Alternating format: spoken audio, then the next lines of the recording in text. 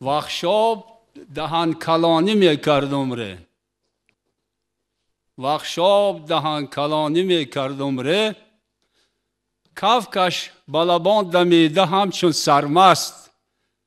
امام علی خود نشسته در بلدوزر، چاک دهن کلان دریا را بست.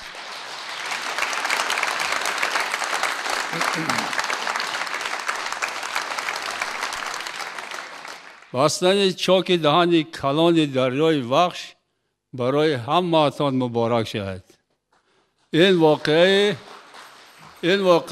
عادی نیست. این کار است در مقیاس تمام آسیای میانه و شرق نزدیک و دور.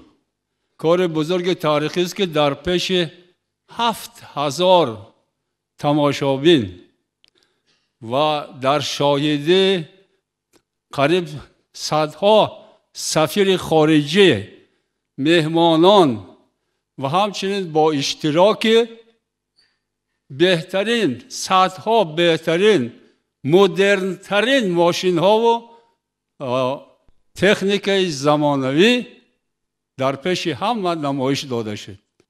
بار دیگر راغان به همه‌تان مبارک شد.